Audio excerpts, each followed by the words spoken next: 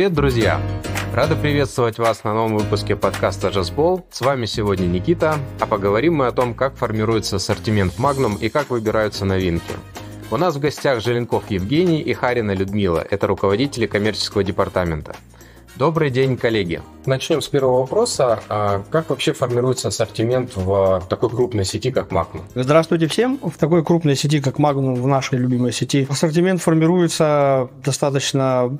Это такой у нас большой процесс, очень много человек в нем задействовано, то есть, грубо говоря, это даже задействованные ассистенты, руководители направлений, помощники категорийных менеджеров и непосредственно сами руководители направлений. У нас есть такая штука, которая называется ассортиментный комитет, он проходит каждую неделю по пятницам, на этом ассортиментном комитете ребята подготавливают свои предложения, приходят, и на нем мы вместе с Людмилой Хариной принимаем финальное решение о вводе-выводе этого товара. Они готовят там очень много аналитики, не буду вас грузить, там она специфическая для коммерции на самом деле. Поэтому финальное решение, грубо говоря, мы принимаем вместе и так далее. Поэтому ассортимент формируется исходя из потребностей, которые есть у нашей сети, у нашего клиента. Да? Потом у нас есть такая штука, это чуть дальше Людмила про нее расскажет, это кат-ревью, категорийное ревью. Как там мы выбираем ассортимент, это тоже очень интересно. Горизонт планирования есть в ассортименте, он разный. Например, если мы будем говорить про сезонный товар, такой как Новый год, например, Пасха, Наурыз и так далее, такие сезонные, летний сезон, да, то это там горизонт планирования от полугода. То есть, грубо говоря, в начале осени девочки уже разговаривают с голландцами о поставке цветов уже в нашем магазине.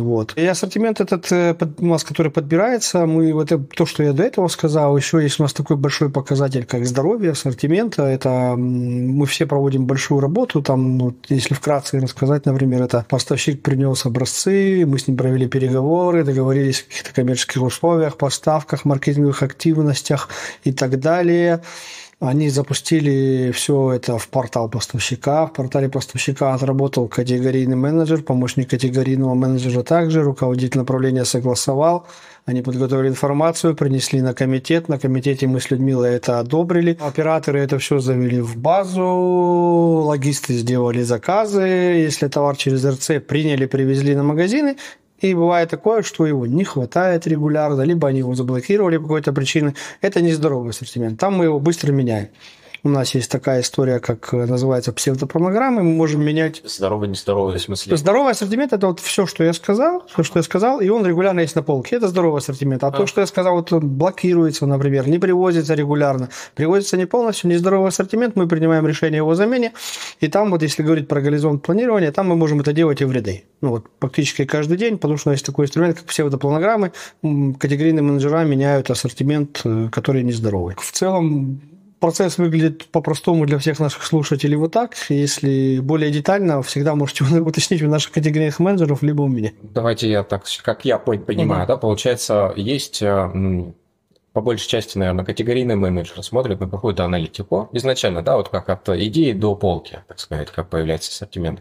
Категорийный менеджер смотрит какую-то аналитику. По пятницам проходит встреча о том, чтобы выбрать, что у нас будет. И на дальний срок, полгода, да? От полугода, да. От полугода. Это сезонная история. И какие-то в том числе everyday, да, подвижки могут быть связаны с какими-то проблемами. С проблемами в большей степени. Да, давайте, наверное, я расскажу про аналитику. Да. У нас есть 2 этапа. Есть категорийное ревью, оно проводится, стараемся проводить на каждую категорию примерно раз в год. Есть категории, где необходимо это реже, то есть ее там сильно исследовать. Это одна аналитика. И есть постоянная регулярная замена ассортимента. Это уже ассортиментный комитет, и там не такая глубокая аналитика. Мы смотрим, категорийный менеджер смотрит какой-то самый по рейтингу низкий товар, то есть с низким рейтингом, и принимает решение о его замене. Но это в случае того, если категорию необходимо пересмотреть, либо какие-то новинки появились, что-то интересное на рынке. Если с категорией все хорошо, как Евгений говорит, здоровая категория, мы, в принципе, ее можем не пересматривать там каждый месяц, каждые 2 месяца. Ну, то есть, если нет необходимости, все хорошо. Вот. Вернусь к категорийному ревью, это большой процесс анализа и изучения категории. Что мы хотим сделать, что мы стараемся сделать, это посмотреть на категорию глазами покупателя, определить потребности, незакрытые какие-то потребности, то, чего у нас не хватает в ассортименте, какой рейтинг у каждого товара, какая там маржинальность, оборачиваемость, лояльность покупателя. Очень много параметров. Да, очень много параметров. Мы собираем эту аналитику, где-то от месяца, так скажем. Месяц-полтора весь процесс категорийного ревью у нас занимает. Вот. Категорийный менеджер, получив всю аналитику, выбирает необходимый ассортимент из всего доступного ассортимента. Если нет какой-то определенной потребности, на легком примере, например, мы все знаем Кока-Колу, да, например, у нас оказалось так, нет Кока-Колы без сахара. То есть мы знаем, что она существует. То есть наша задача найти партнера, который будет ее нам поставлять, и с которым мы будем работать, и она у нас будет присутствовать на полке. И вот так по каждой категории мы проходим, смотрим, чего у нас сейчас недостаточно в ассортименте, ищем, закрываем новые потребности, либо появилась на рынке какая-то потребность, которой не было ранее. Вот, мы о ней, естественно, узнаем, мы в мире живем, где мы быстро... Для примера можно рассказать, Людмила хорошо помнит историю, когда на рынок вышла вкусовая вода. Была просто вода с газом, без газа, и вышла вкусовая вода. И мы одни из первых заметили. С клубничкой. И вот это все, да, и так далее. Это она изначально вышла только с лимоном. Первая вода вкусовая была только с лимоном. Вот. А далее мы первые заметили совместно эту потребность, выделили ее в отдельную категорию, и потом уже туда мы насыщали ассортимент, потому что это новая потребность, которая создалась на рынке Казахстана. Да, это был тренд тогда, просто пару SKU появилось, и мы начали эту историю раскачивать, и как раз-таки в категорийном ревью мы это сделали, выделили ее на полке, отдельно собрали всю вкусовую воду, чтобы покупатель ее видел, замечал, и она, в принципе, тогда очень успешный проект, так скажем. Интересно было бы узнать, допустим, хорошо, мы поняли, как надо выбрать, условно, в общих чертах. Товар попадает на полку, и вы же дальше какой-то проводите анализ, нужно ли его оставлять или нужно убрать. Да, как вы понимаете, зашел он или не зашел? Если говорить о категорийном ревью, мы бы узнали об этом через год, когда мы повторяли бы его. Но так как категорийный менеджер проводит работу с ассортиментом регулярно, то есть не бывает, по крайней мере, очень мало категорий, которые 100% все возят, все товары хорошо продаются, но это несуществующая история.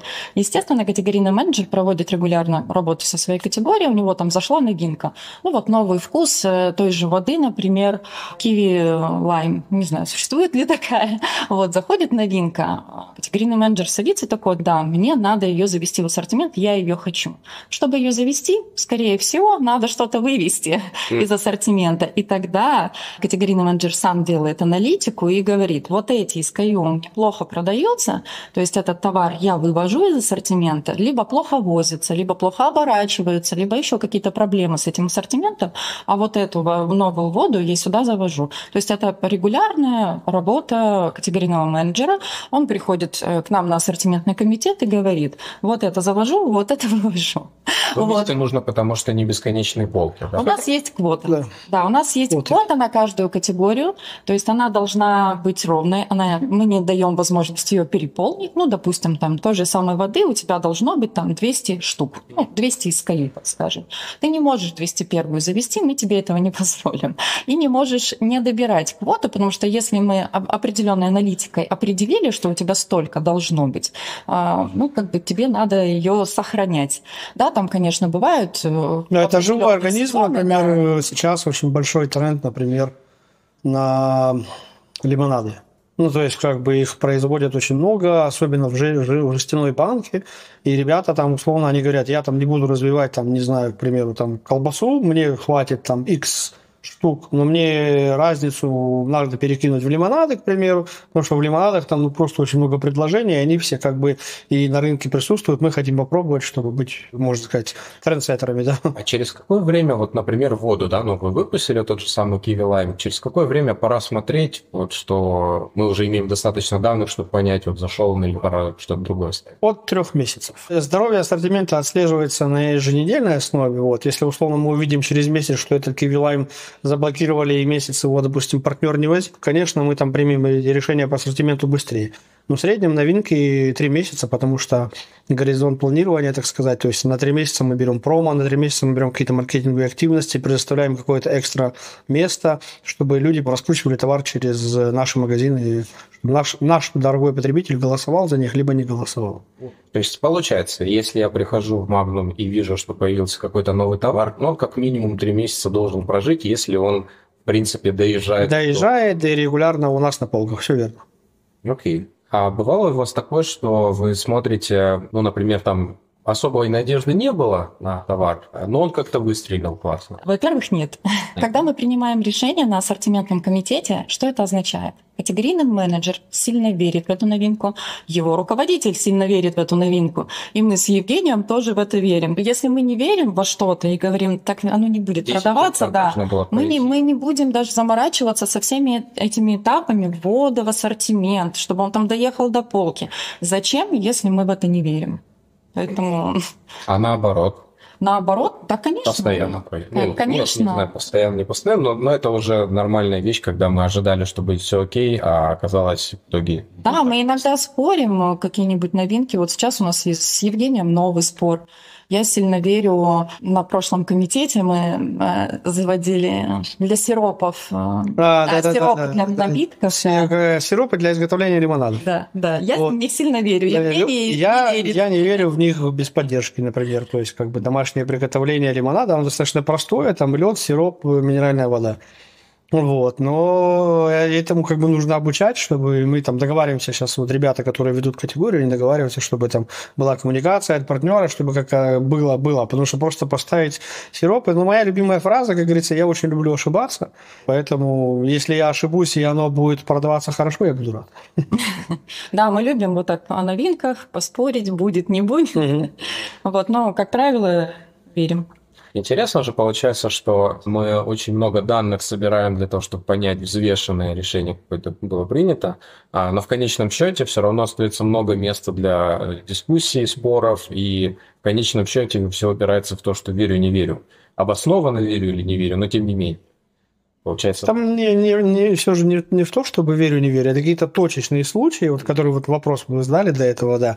В большинстве своем происходит ротация ассортимента уже по там существующим брендам, например, тот лидер рынка Милка, Альпенгольд, да, у них там регулярно меняются вкусы, сезон, не сезон, там выпускаются, то есть мы понимаем, что мы делаем. А таких вот новых трендов, они были, они есть, но они не всегда. Например, там 5 лет назад было 2 SKU безалкогольного пива, а сейчас, если вы посмотрите на нашу полку, у нас безалкогольного пива просто миллион, и мы были, опять-таки, там трендсеттерами в этой истории, мы отдельно выделили на полке эту категорию, и туда ребята, партнеры наши дорогие, они привозят все больше ассортимента, мы его пробуем, и потребителю это заходит, то есть это как бы такой вот себе вот сейчас тренд, да, в котором мы поучаствовали, и мы верили, например, в эту историю. Вот. То есть таких примеров много на самом деле.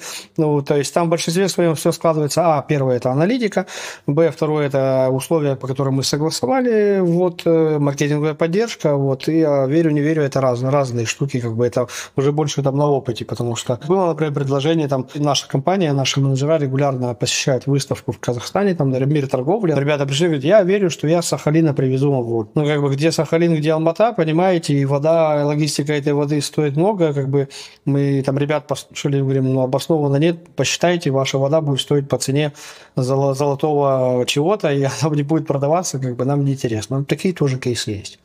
Разные есть кейсы абсолютно. Ну, раз мы заговорили о трендах, то какие тренды сейчас в первую очередь вы отслеживаете? Давай так, я отвечу первый, потом дополнит Людмила. Мы лидеры рынка, наша компания Magnum. Вот, мы есть трендсеттерами. И вот, например, про несколько трендов Людмила сейчас расскажет, которые у нас были как положительные, так и отрицательные. Да, о чем я и хотела сказать, что, как правило, тренды задаем мы. Плюс еще почему? Потому что мы лидеры на рынке. Естественно, партнер свою новинку, либо какой-то тренд хочет прокачать через нас.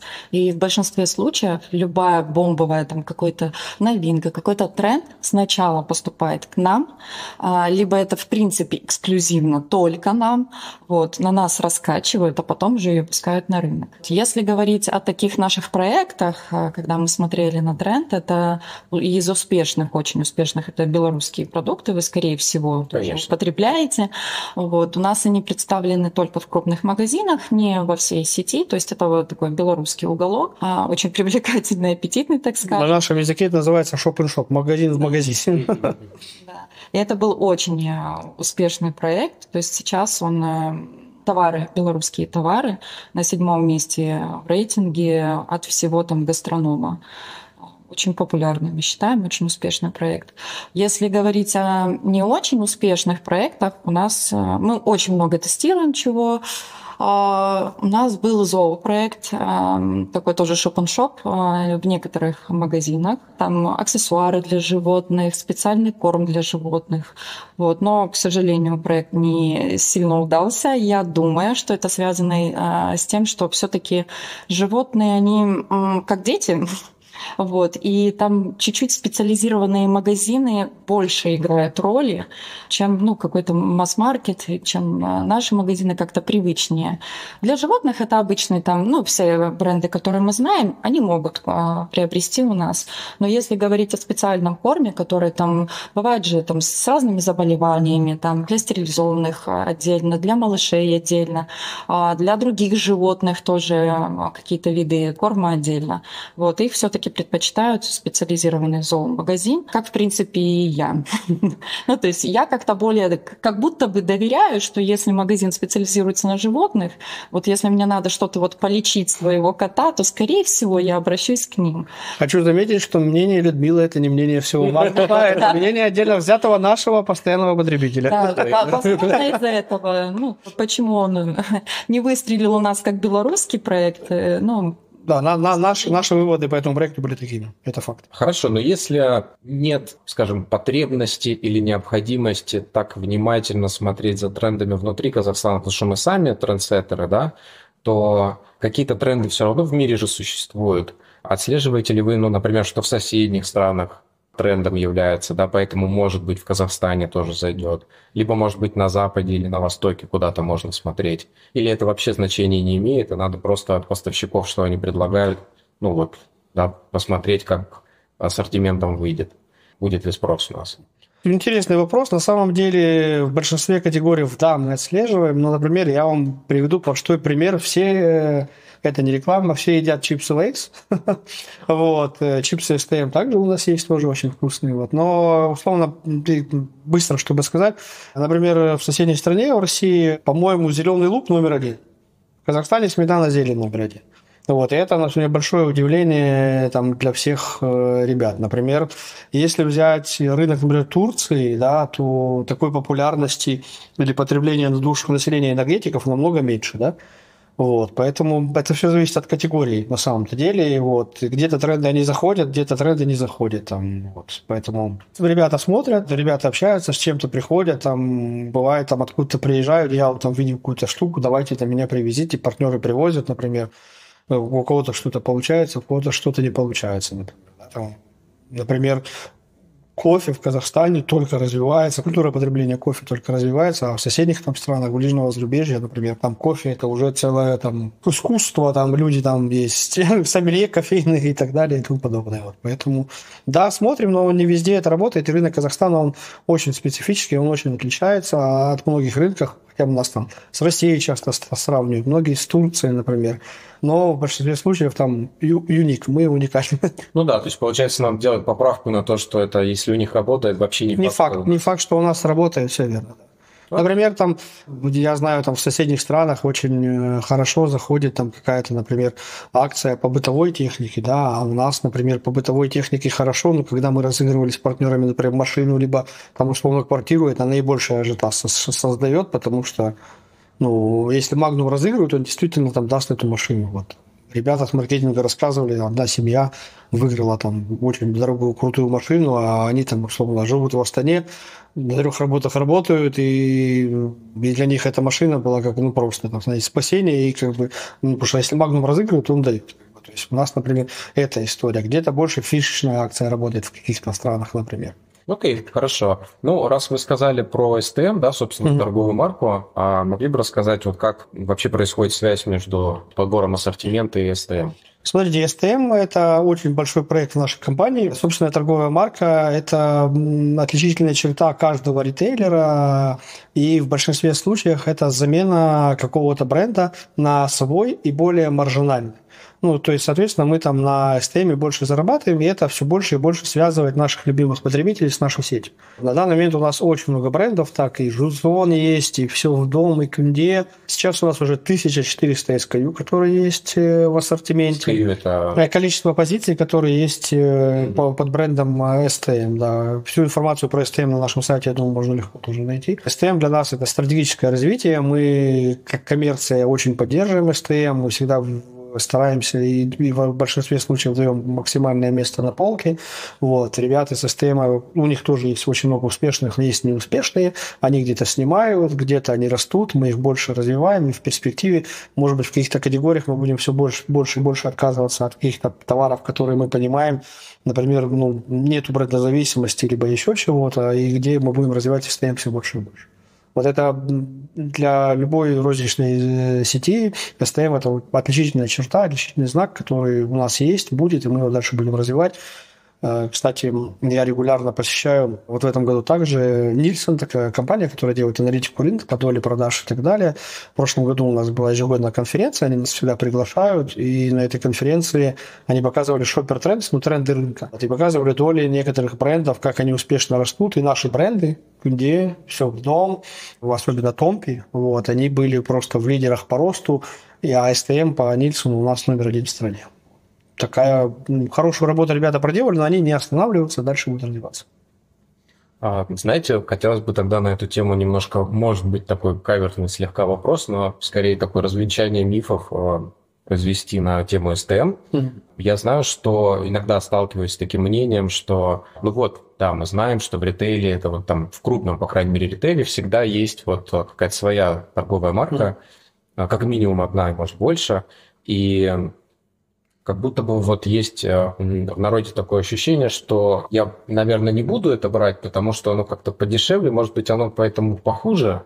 Вот за счет чего оно может быть подешевле? Давайте немножко рассмотрим. За счет чего оно может подешевле? Смотрите, у нас STM есть нескольких так называемых ценовых сегментов, то есть как бы пониже, средний, подороже, премиум, там есть линейка, которая направлена на современную молодежь, там Жузон. И за счет чего оно может быть подешевле? За счет того, что ты предлагаешь производителю, минимизируем его косты. То есть там мы убираем все возможные маркетинговые продвижения, потому что делаем их сами. То есть в любом случае же в цену товара заложены какие-то истории, ну, мы все это прекрасно понимаем. Вот, и потребитель за счет того, что мы им предоставляем, мы говорим, ты, допустим, ты не работал с нами, ты зайдешь в нашу сеть, твой товар, который ты будешь только для нас делать, будет вот так представлен. Но за счет этого как бы, мы выдаем ему объем, который мы планируем продать, и за счет этого он как бы просто снижает цену, например, от той, которая есть у него, допустим, на текущий бренд, либо от рыночной цены, и за счет этого мы как бы получаем лучшую цену на входе и лучшую цену, конечно же, на полке для наших потребителей. Просто интересно, да, действительно, что в итоге условная шоколадка STM-овская будет производиться на том же самом заводе, где заводится, там, может быть, для конечного потребителя более дорогой вариант этой же самой фактически шоколадки. Да, все верно. Вот это отличительная черта STM. То есть очень много потребителей, которые, например, там приходят, я не знаю, мой любимый завод X. Вот он говорит, я люблю шоколадки из завода X, да, чтобы реклама. Ну, да. Вот. И он приходит, смотрит STM, и завод X производит, да, ну, то есть ты переверни ты просто продукт, и там производит тоже завод X. И он понимает, что там это стоит там 100 тенге, это условно 80, ну и то же самое, почему сэкономить деньги, это очень, очень удобно. Да, особенно если ты постоянно. Да, и мы тем самым переключаем, как Magnum, переключаем потребителя на свой бренд. А скажите, ну, давайте немножко вернемся снова к ассортименту в целом. Почему бывает так, что товар вроде бы кажется популярным, а он вот с полки пропадает? Из-за чего такое может быть? Ну, это как раз-таки, да, то, о чем говорил Евгений, это здоровье ассортимента. Он супер популярный, он пользуется спросом, но по каким-то причинам партнер не может нам его доставить. Ну, что-нибудь сломалось, у него на заводе с логистикой какие-то проблемы, либо с комплектующими, с теми же, например, сложные условия рынка, которые там бывают. Приняли решение больше не производить этот продукт. Вот, естественно, мы вынуждены с ним прощаться, так скажем. Да, потому что мы просто делаем быструю ротацию на аналогичный товар, который всегда будет доступен нашим потребителям. Да, нам в приоритете стабильность. Таких кейсов много, не хочется называть бренды, я думаю, это неправильно, но на самом деле были суперуспешные ребята, а потом что-то произошло, сломалось, и поломалось, и с рынка в итоге пропали. Ну и всегда нам свято место пусто не бывает, как говорят, появились новые ребята. У моей девушки вот такая проблема. Она как, конечный потребитель, вот там определенную шоколадку очень любила, а потом в какой-то момент она пропала с полок. Причем не только в Магнуме, а просто вообще везде. Скорее всего, она была сезонная, какой-то вкус сезонный. Крупные бренды выпускают на лето, на зиму определенные вкусы. На 8 марта определенные вкусы. Кстати, ты ее полюбишь и больше никогда не увидишь. Очень печально. Это бывает, не наше решение. А бывает ли такое, вот я представляю, вот если бы моя девушка оказалась, на вашем месте, да, как люди, которые принимают решение, что будет в ассортименте, а что нет, бывают ли у вас ситуации, когда приходится принимать решение убрать товары с ассортимента, которые вы сами любите? Естественно. Конечно. Мы люди не ангажированные. Мы люди, которые работаем на нашего конечного потребителя, потому что он всем нам платит зарплату, он голосует, будет ли продаваться товар или нет. Это мое убеждение, с которым я там всю жизнь в ритейле живу, и это мое мнение, так сказать. Да? Вот. И как бы я там не любил что-то, если оно у нас не продается, либо оно нездоровое, опять-таки его не возят, и оно нам не надо, но его не будет. У меня регулярно претензии к категорийным менеджерам. А что, я это люблю, куда делась? Не возят, не продается. Окей. Это такое внутреннее, знаете, как кухня посмеяться, мы же взрослые люди понимаем, что процессы есть процессы, они должны работать. Наши вещи тоже пропадают, да. Хорошо, допустим, к сожалению, да, какая-то из любимых вещей пропала с полки, потому что там с поставкой, наверное, или с чем-то на пути в магазин произошла, да, проблема. И у вас возникает потребность в том, чтобы найти новый товар, нового производителя. Мы вроде бы уже поняли, как вы выбираете товар, а производителя как вы выбираете? И как ищете его? В большинстве случаев у нас уже там есть устоявшиеся давние партнеры, с которыми мы работаем, и большинство из них, там не все, конечно, покрывают все наши потребности. Найти можно любым способом. Вот буквально 2 дня назад я рассказывал, наши категорийные менеджеры были там на выставке, и они уже ведут диалоги с некоторыми партнерами, как казахстанскими, в большинстве случаев это казахстанские производители, которые там ребята, вот, например, я тоже там немного выступал, так сказать, задавали вопросы, и они начали производить замороженную еду. То есть замороженную, которую ты там ready to eat практически готовые, и они абсолютно новые, и пришли, и мы с ними сейчас ведем активный диалог. То есть это экономит время, все заняты, все спешат, ты взял замороженную, условно, тот же самый плов, всем любимый, разогрел его 3-5 минут в микроволновке, у тебя готовая еда уже. Этого не было у нас, мы познакомились на выставке. Кто-то находит где-то, посещая, не знаю, другие страны, другие города, другие регионы Казахстана, бывает. Интернет же никто не отменял и так далее и тому подобное. Соседние страны регулярно, например, тоже были какие-то коллаборации, например, с блогерами ближних стран, которые мы заводили, пробовали, оно там стреляет, у нас не стреляет. Мы сами находили это, где-то узнавали Была коллаборация с очень известным рэп-исполнителем Казахстана. Мы первые тоже взяли, завели, не пошло совершенно. Это просто ребята, человек, который ведет, подписан в Инстаграме на этого исполнителя, он прорекламировал напиток, бегом его в интернете обсуштрил, нашел, первый на полку поставил, сейчас я все продам, не пошло, например. Бывает и такое. Интернет-магазины других стран. Да, я тоже регулярно мониторила. Пока идет проект под ревью, интересно, какая потребность у нас, в принципе, в Казахстане не присутствует. И смотришь другие страны, интернет-магазины, когда у тебя нет возможности их посетить, и выбираешь. Нашли, например, холодный чай или что камбуча. Это напиток безалкогольный, но в Казахстане он не развит. Я его никогда не пробовала. И у нас задача, а надо нам этого ассортимента, если никогда его никто не пробовал, или не надо? То есть стоит нам этого или нет? Да, и мы все вместе принимаем это решение. Нам сейчас стоит искать партнера, там, как-то развивать этот напиток в Казахстане или нет? Ну, как-то так. Ищем любыми доступными способами, так скажем.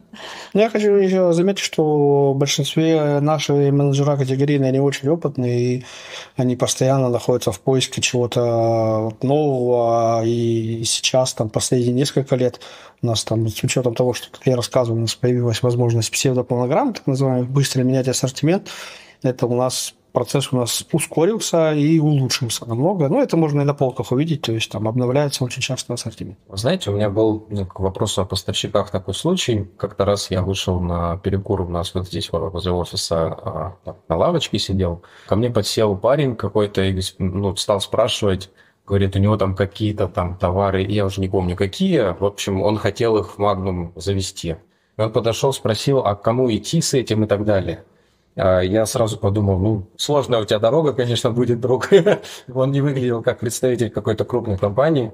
Но интересно, да, вот есть ли хотя бы теоретический шанс у мелких производителей работать с Magnum? И вообще, какие есть критерии для того, чтобы зайти вот в эту работу с нами?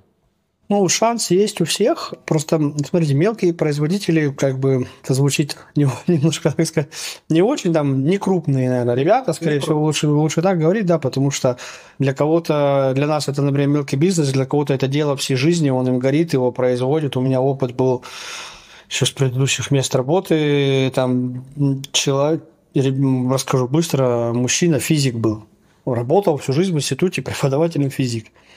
Но каким-то образом он начал делать сладкую вату. Вот такой небольшой, как шарик, вот туда эта сладкая вата, которую ты ее просто открываешь и ешь. И как бы, это совсем небольшие были там в той сети, в которой я ранее работал, продажи, вот, но он горел этим так, и для него это было дело всей его жизни. Там, то есть, там 55 лет было мужчине на тот момент, и он там, надеюсь, преподавателя физики пошел в это, я еще тогда для себя понял, мелкий бизнес – это история там такая, еще там не крупная, наверное, да. У всех есть шанс, вопрос, важно, чтобы наши партнеры трезво оценивали свои возможности, потому что, 200 плюс магазинов по всему Казахстану у нас огромные объемы, там сотни тысяч наших любимых клиентов заходят everyday к нам каждый день в магазин. И шанс есть у всех, если есть потребность. Например, не знаю, что сказать. Небольшой производитель, Никиты, да, небольшой производитель лавашей, не крупный производитель, да, они пришли к нам и говорят, давайте попробуем, у нас там разогрей, кушай, там донер и так далее и тому подобное. Сейчас это очень узнаваемый бренд с кучей холодильников, присутствием и продажами, там они уже исчисляются миллиардами тенге. Это буквально 2 года назад он просто пришел, у меня есть там 3 лаваша, давайте что-то придумаем, пожалуйста. Я помню, в химии такой случай, помнишь, казахстанский производитель, пришел абсолютно неизвестный, абсолютно там не с большим производством. И как-то мы попробовать чуть-чуть поставили на полку. В итоге сейчас его доля очень приличная, он сейчас очень известный, популярный бренд. Да, это в большинстве случаев это зависит от желания, возможностей этих производителей.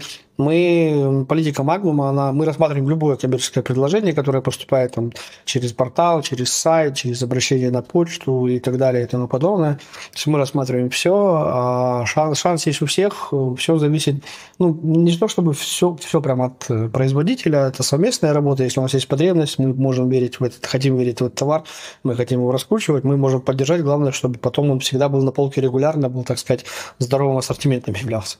Для нас это важно. А для такого человека, к чему ему надо готовиться, когда он собирается пойти на какое-то партнерство с Magnum, да? То есть какие там, может быть, проверки? Понятно, что Magnum в первую очередь, наверное, проверит рынок, насколько вообще интересно этот вид товара, да? Какие еще могут быть проверки или, я не знаю, экзамены условно, да? Смотри, товар должен, во-первых, полностью соответствовать качеству, которое у нас есть законодательством регламентировано РК, в любом случае, всем условиям, должен быть там сертифицирован и так так далее и тому подобное. Вот. Он должен быть готов к поставкам, которые должны составлять там, он должен привозить все, что мы заказываем. И объем какой? Объем, он, понимаете, зависит от товара. Я не могу сказать, сколько я буду продавать там книжек, сколько я буду подавать ложек. С маленького. Да. Если у нас было 1 миллион кейсов, когда мы начинали с 2 магазинов, у нас есть очень много. Кстати, вот этот вот с лавашами, это из одного из регионов производитель. Он пришел там, пошло это здесь и приходило в Алмату. Очень много примеров, когда, условно, в очень маленьком городе человек производит, приходит, начинает там пробовать на 1-2 магазинах, набирается сил и приходит с нами работать по всей территории нашего присутствия. Вот, нужно быть готовым к этому, нужно быть готовым к тому, что выполнять условия наши по поставке, там, наши коммерческие все договоренности, которые мы проговорим, обязательно маркетинговое продвижение, потому что новинка сама себя не продаст, если ты про нее не расскажешь, должен быть на этого партнера бюджет, естественно. Вот такой минимальный набор требований, но опять-таки для каждого товара, для каждой категории он, скорее всего, там уникален, и это все там на переговорах с нашими менеджерами можно обсуждать. Это если нас будут слушать потенциальные партнеры, и еще раз повторюсь, welcome, рассматриваем любые все предложения и готовы, если товар интересный, мы можем его продвигать совместно, готовы развивать. Окей, хорошо. Хотелось бы вернуться сейчас, наверное, к такому взгляду конечного потребителя, да, на магазин, на ассортимент. У меня бывает, например, такое, что я, это не важно, какой компании, просто любой ритейл, я замечаю, что иногда меняет, с одной стороны, ассортимент, понятное дело, с другой стороны, меняет расположение товара в магазине. Я вот захожу в магазин и начинаю теряться. И, соответственно, я либо не нахожу... То есть вы привыкли что-то покупать в этом месте, да, а его там нет. Хотя его нет, он в другом, да? Да, приходите ко мне за картой, я вам покажу. Людмила, любезно ответить на этот вопрос. Почему это происходит? Да, вот как мне не перестать быть раздраженным от этого? Почему меняется расположение категорий? Скорее всего, категории в магазине. Первое, к чему мы идем, это всегда, естественно, улучшение. То есть рынок меняется, потребности каких-то категорий тоже меняются. То есть, допустим, раньше там какая-то категория должна была быть насыщена определенным ассортиментом, и сейчас мы видим, что в ней особо спроса нет, и мы принимаем решение, что нет потребности в таком количестве SKU. Вот. Естественно, держать большую категорию для маленького ассортимента тоже нет смысла. Нам необходимо ее сократить. Когда ты ее сокращаешь, тебе необходимо что-то увеличить, потому что какая-то категория требует расширения.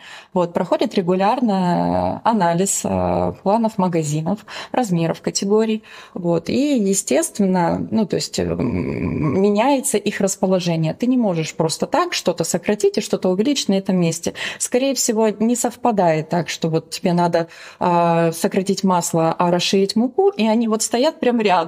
Скорее всего, они стоят где-то чуть-чуть в разных местах, и тебе приходится так комбинировать категории, чтобы они совпадали по товарному соседству, по размерам категорий подходили друг к другу, и, естественно, мы меняем это все местами. Это первое, что спрос меняется на некоторые категории. А второе, появляются какие-то проекты, какие-то зоны дополнительные. Например, тот же Белорусский остров, для того, чтобы найти место его куда-то разместить в торговом зале, нам пришлось очень сильно подвигать некоторые категории, потому что тренд требует с нас изменений. И, в принципе, бывают просто там что-то видим. Когда-то 10 лет назад мы сделали план магазина, сейчас мы видим, что как-то не актуально и как-то хотелось бы улучшить. Вот. Тогда в таких случаях тоже не видим. Иногда, например, не всегда, например, мы же все, если кто в Алмате, да, или разный спрос в разных частях города, например, да, там когда-то раньше мы иногда даже под это подстраивались, там, да, то есть там где-то там надо что-то эдакое, где-то там надо что-то попроще и так далее и тому подобное. Это раньше, да. Раньше то есть, например... Это ответ на то, что раньше не мог человек найти. Да. Сейчас прокомментирую. Например, все вы знаете АФ-10 на Гагарина и АФ-8, то есть это Копчегайская трасса. Мы понимаем, что спрос абсолютно разный. Для тех, кто не в курсе, слушателей, если внешне АФ-10 это самый крупный в Алматы, который на Гагарина. В стране. В стране по продажам. Поправляй. Ну да, это же по размеру в Астане самый большой. И... А F8 это на Копчегайской трассе, то есть это такой магазин, где закуп именно для отдыха. Это в летний сезон, ну и в принципе там и не в летний бывает тоже, но такой более магазин, где большой закуп и куда-то уехать. И по идее, раньше у нас они были абсолютно разные по размерам категории, но потом мы приняли решение, чтобы не раздражать таких, как вы, покупателей, мы говорим, слушайте, ну одинаковый магазин по площади, по расположению, давайте мы сделаем так, чтобы человек, когда приходил в магазин, он знал, где что расположено. То есть, чтобы он независимо в каком нашем магазине находился, но если мы это можем сделать, одинаковое расположение категорий, мы это сделаем. Несколько лет назад мы их привели в единый вид, там, где это возможно. То есть это в конечном счете все упирается в то, что меняется спрос на рынке, да, и в связи с этим приходится менять расположение тех или иных категорий. Да, появляются новые проекты. Проект «Правильное питание» у нас был. Раньше это был просто отдел диабетики, там, где все без сахара. Потом пошел тренд на без глютена, без лактозы. Ну и как-то хотелось бы насытить это ассортиментом. А у нас всего маленькая там полочка, так скажем, для диабетики. Естественно, нам надо расширять ее на полки, как-то акцентировать и делать какую-то навигацию, чтобы люди понимали, где без глютена, где без сахара, где еще какие-то специальные условия. Вот. Естественно, никто мне дополнительные полки в магазине не поставил, их некуда поставить, поэтому мы опять-таки делаем перезонирование, меняем категории местами, размерами, чтобы предоставить возможность этому проекту жить, так скажем. Раз мы уже упомянули, что в разных регионах есть разный ассортимент или, может быть, акцент на разный ассортимент. Вот интересно, в чем или тренды, может быть, можно сказать, да, в чем именно они разные? Ну, что, условно говоря, там на Западе чаще едят шоколадки, а на Востоке чаще чипсы едят. Ну, я не знаю. Это моя любимая история. Наша любимая история — найти в категорийном ревью какое-нибудь отличие спроса по городам. И мы начинаем гипотезы накидывать. Почему? Где рыбаки живут, там, на что-нибудь такое. Вот, например, интересные случаи. Мы все пьем, Казахстан, мы пьем чай. Очень много пьем чай. Это для всего Казахстана. Да, для всего Казахстана. И это что же отличие Казахстана, например, от соседних стран? Да, мы пьем черный чай с молоком всегда, все. И такие смотрим, а почему-то в Шымкенте пьют зеленый чай. Ну, не больше, но больше относительно всей страны зеленый чай. И странно, почему? И потом, естественно, мы такие, Узбекистан рядом, Узбекистан любит зеленый чай, и, естественно, какие-то традиции, они чуть-чуть перемешиваются, они как-то перетекают из одной страны в другую, потому что рядом границы. И они тоже, они предпочитают, как и узбеки, зеленый чай. Вот тоже странно, но интересно. Молоко, например. Недавно делали ревью молоке, например. Мы все, Алмата, например, употребляет там молоко длительного хранения, так называемое. Тетрапак. Да, тетрапак. Есть такой пленка тонкая, финпак, да, называется она. Вот. И север Казахстана, например, там Петропавловск или Астана, Караганда, там это молоко превалирует, там стоит другой вкус, да. В регионах Казахстана, в наших, во всех очень много местных производителей именно вот в таком, так сказать, скоропорте. Там молоко, колбасы, молочная продукция, сыры. И там ассортимент отличается. Ну, то есть, грубо говоря, такой же самый набор колбасы в Алмате, приедя в Караганду, вы не найдете, либо же молока, естественно, потому что там свои производители, свои предпочтения, исторические люди любят там этого производителя, потому что он карагандинец, например, либо же он из Петропавловска, вот там, не знаю, из Туркестана, и там это потребляется. Вот это вот отличие, например, ассортимента в регионах, а если больше всего ответ, вот как Люда рассказала, да, там есть какие-то тренды, например, потому что там больше зеленого чая, чем черного, вот. И либо вот там та же молочка. И таких кейсов их тоже много, практически не во всех, но в категориях, так сказать, скоропорта в основном. То, что там много производителей. Это очень сильно зависит от того, какие локальные производители. Да, локальные производители, да, и потребление. Как Евгения уже сказала, что молоко, например, наш регион предпочитает долгого хранения, а на севере предпочитают короткого хранения. И мы это смотрим, мы это понимаем по цифрам, нам это объясняют. Я говорю, так я тоже хочу такое молоко. Я говорю, Константин, привезите мне именно этот бренд, потому что мы видим, что определенный бренд там любят. Я говорю, я тоже хочу попробовать. Привезите сюда. Он говорит, Людмила, не можем, не доедет, не хватает срока хранения. Я говорю, завод пусть поставят, в чем проблема, да. Да, мне без разницы. Север его любит, я тоже хочу употреблять такое молоко по такой цене короткого срока хранения. Вот. Ну и вот такие вот локальные, конечно, есть у нас и партнеры, и спрос чуть-чуть другой есть. Это всегда интересно, это всегда какой-то кейс. Почему? Это какое-то специальное расследование у нас в категорийном ревью, то есть мы там выдвигаем миллион гипотез и начинаем на цифрах их как-то доказывать, почему происходит именно так. Какая-то категория там именно в каком-то городе больше спрос имеет, чем в других городах. Мы такие, почему? И вот там у нас самые сильные споры начинаются, пока мы друг другу не докажем и не успокаиваемся. Евгений вот все время думал, что в Исыке живут рыбаки. А я с Исыкой, я говорю, не живут там рыбаки. И потом на цифрах я ему доказала, что нет, там чуть-чуть в другом дело. Ну, интересно, что это вот такой вечная дискуссия. Да. Она добрая, Да. Никогда там ничего, это все во благо конечной цели. Коллеги, хорошо, подскажите, может быть, вы поделитесь своим взглядом в будущее, как вам кажется, какие дальше могут быть тренды, может быть, экологичные товары, может, локальное производство будет сейчас расти сильнее? Жизнь меняется, все меняется, поколения меняются и так далее и тому подобное. Вот, поэтому мы верим в то, что тренд на ЗОЖ он будет сохраняться, на эко и так далее и тому подобное. На СТМ тренд будет также сохраняться, СТМ также будет развиваться и будет расти и привлекать к себе больше потребителей. В целом тяжело, наверное, спрогнозировать, да, но вот ЗОЖ, СТМ, не знаю, скорее всего, больше правильное питание. И жизнь, она стремительно меняется. Ready to go, ready to eat, все, что на ходу, готовое питание. Вот, оно стейки, перекусы, оно будет превалировать, люди живут быстрее, люди все больше заняты, все больше думают о разном, как кто-то про работу, кто-то про спортивную карьеру, еще про что-то. Не у всех есть время, поэтому вот эта штука, она будет развиваться, естественно. Вот. Это то, что мы, например, сейчас видим, и, например, про то же безалкогольное пиво, о котором мы рассказывали, это в свою очередь тоже тренд на ЗОЖ. В некоторых городах будет сохраняться тренд, в некоторых районах, наверное, будет сохраняться тренд на супер-премиум товары.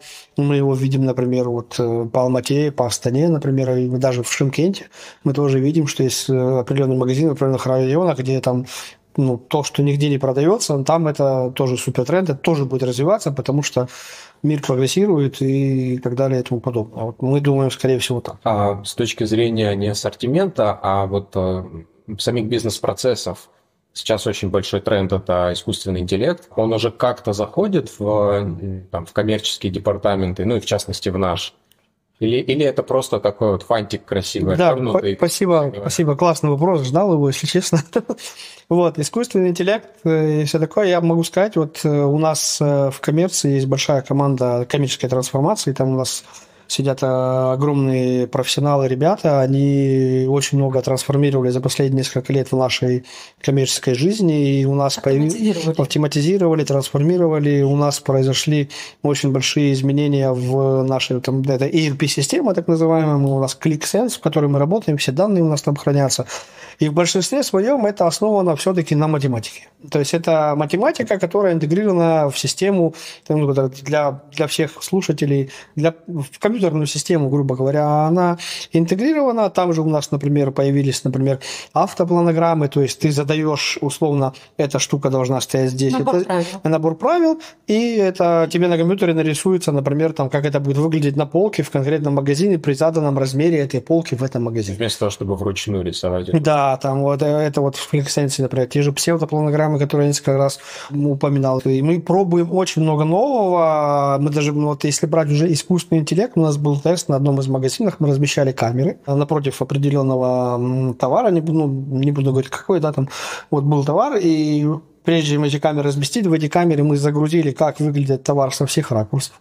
И сказали этому, так сказать, искусственному интеллекту, должно стоять вот так. И он распознавал все эти товары на этой полке и давал сигнал нашим продавцам о том, что ребята, там вот этого нету, это стоит не в 2 фейса, а в 3, это закончилось и так далее и тому подобное. Но это пока тест, он на данный момент там очень дорогой, вот, поэтому пока он у нас не масштабируется, но опять-таки мы это пробовали, потому что мы трендсеттеры, мы очень много чего пробуем.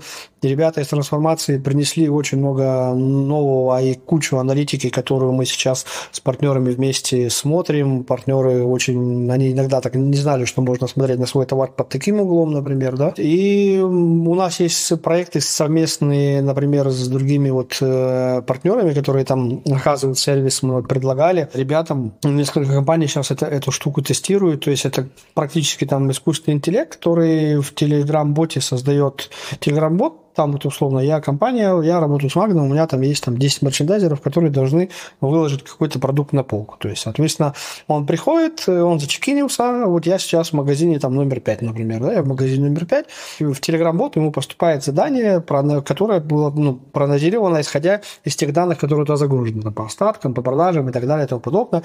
Туда загружена планограмма, человек, этот мерчендайзер, делает уже тот, кто делает фотографию, отправляет ее в Telegram-бот, и в этом Telegram-боте ему говорят, ошибка, не ошибка, правильно, неправильно, и так далее и тому подобное. Либо он говорит, я там не нашел товар Y. И он говорит, товар Y, а на остатке в магазинах 10 штук. Надо найти. Вот если найдешь, он идет, он может его найти, например, выставить на полку, сделать фотографию, он скажет, все, ты нашел. Либо если он его не нашел, тогда не коммуницирует с магазином там, на предмет там, каких-то локальных корректировок, что действительно этого остатка нет. Это тут такое и решение партнеры сделали. Вот. Это вот про коммерцию. HR, наверное, расскажет, у них там был, по-моему, и проект, я знаю, с обзвоном, это отдельная история, не в этом подкасте, как бы, поэтому наша компания пробует много всего нового. Вот. Я думаю, в большинстве своем ClickSense, который у нас есть, это все-таки крутая там математика и крутые люди, которые помогают там это все делать. Круто. Ну, наверное, тогда финальный вопрос. Я представляю, что есть среди наших слушателей либо сотрудники магазинов, либо сторонний слушатель внешний, которого сейчас заинтересовался, вдохновился, ему интересно вот к нам в коммерческий департамент попасть. Как это сделать ему? С чем надо приходить? То есть, условно говоря, какое-то, я не знаю, образование или опыта магазина хватит? Будет ли он... Смотря в какой отдел. Например, в отдел мерчендайзинга, этим отделом также руковожу я, очень приветствуется опыт в магазинах, потому что мерчендайзинг работает с планограммами.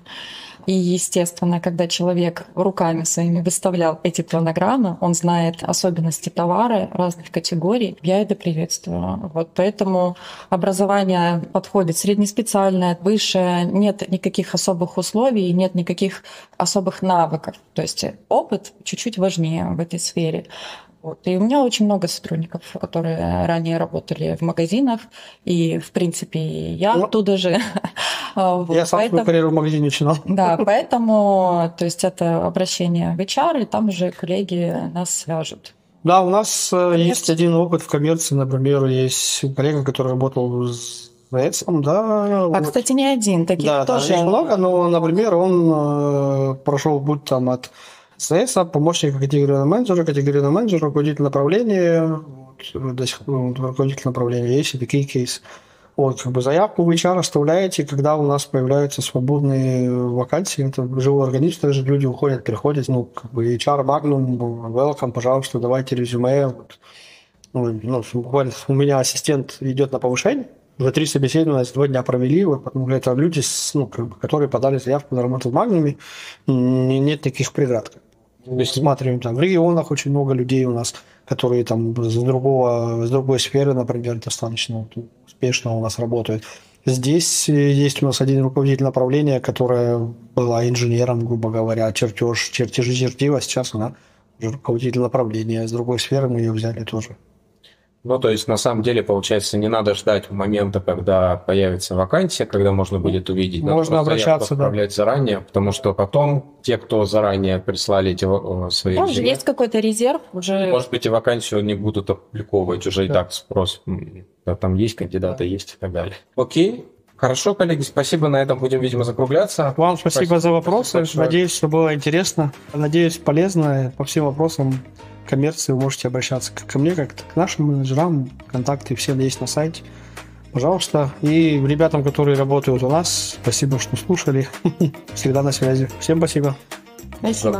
В эфире был выпуск подкаста JazzBall. Напоминаю, что вы можете слушать нас на нашем портале и телеграм-боте Magnum Live, а также слушать на платформах Apple Podcasts и Яндекс.Музыка. Делитесь ссылками на наш подкаст с коллегами и друзьями. Оставайтесь с нами. До новых встреч. JazzBall, Soundball.